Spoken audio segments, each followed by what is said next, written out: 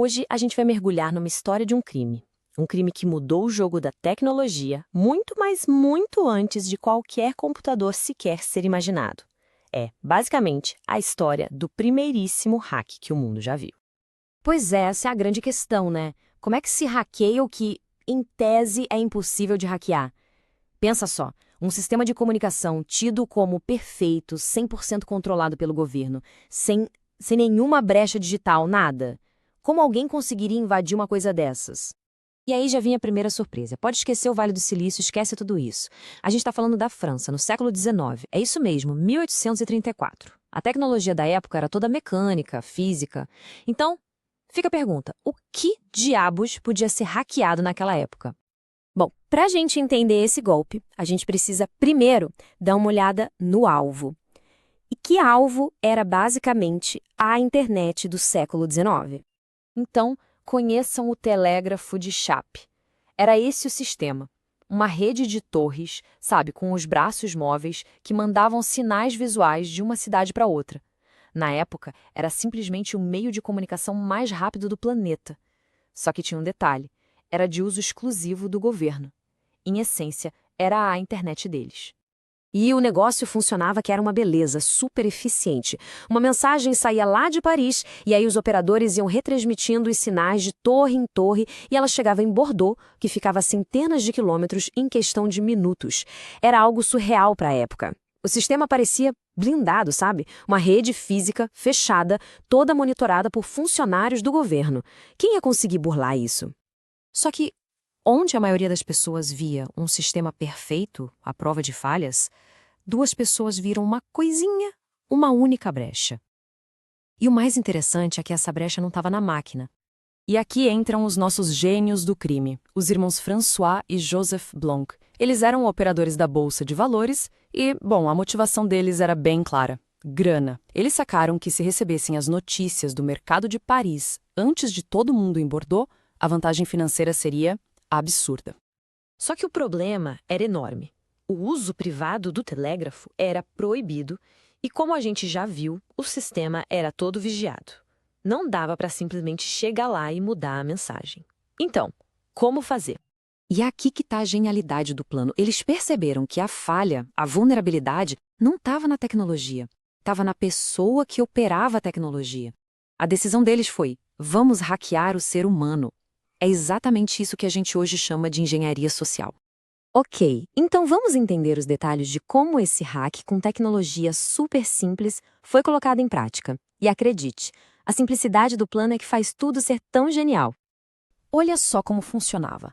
Os irmãos foram lá e subornaram um operador do telégrafo. A missão dele era simples: inserir um sinal extra no meio da mensagem oficial. Esse sinal era tipo um backspace da época, um código que basicamente dizia: opa, errei aqui, ignora o último sinal. Só que, dependendo de como esse erro era feito, ele tinha um significado secreto para um cúmplice que ficava de longe, só observando a torre.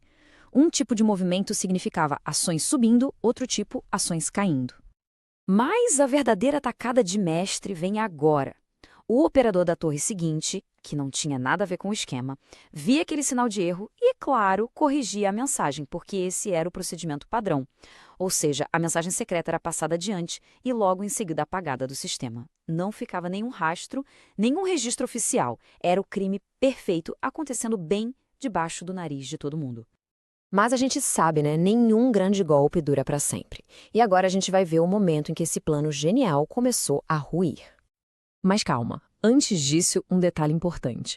O esquema funcionou. E funcionou perfeitamente por 2 anos. 2 anos inteiros. Foi tempo mais do que suficiente para os irmãos Blanc fazerem uma verdadeira fortuna com informação privilegiada. E a queda veio por uma coisa boba, um acaso do destino. O operador que estava no esquema ficou doente. O substituto dele, quando assumiu, começou a ver aquelas mensagens de erro estranhas sendo enviadas, achou aquilo tudo muito suspeito e, bom, denunciou. A casa caiu. Ok, então temos os irmãos pegos, com a boca na botija, o esquema todo exposto. A questão parece óbvia. Condenação na certa, né? Errado. A resposta é um chocante não. Eles foram absolvidos, inocentados de tudo. A pergunta é: como isso é possível?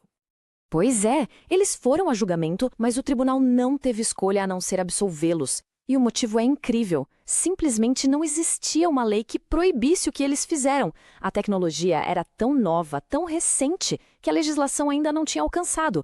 Eles, literalmente, cometeram um crime que ainda não tinha sido inventado. Mas a história não acaba aí, com a absolvição. O golpe dos irmãos Blank deixou um legado que dura até hoje. Ele é considerado, basicamente, o projeto, a planta original de todos os ataques cibernéticos que a gente conhece. E faz todo sentido. Pensa só nos elementos de um hack moderno. Invadir um sistema de comunicação, manipular um código para um fim secreto, usar a vulnerabilidade humana, engenharia social, obter informação confidencial e, claro, lucrar com isso. Os irmãos Blank fizeram um cheque em todos esses itens. A única diferença é que, em vez de teclados e malware, as ferramentas deles eram braços mecânicos e binóculos. E tudo isso nos leva a uma reflexão final. A história dos irmãos Blank mostra um padrão que, convenhamos, se repete até hoje, né? A inovação tecnológica sempre parece estar um passo à frente da lei, da regulamentação. Isso cria um espaço, um campo de jogo para quem é esperto o suficiente para achar as brechas antes que alguém consiga fechá-las. A grande questão que fica é, o que será que vem depois?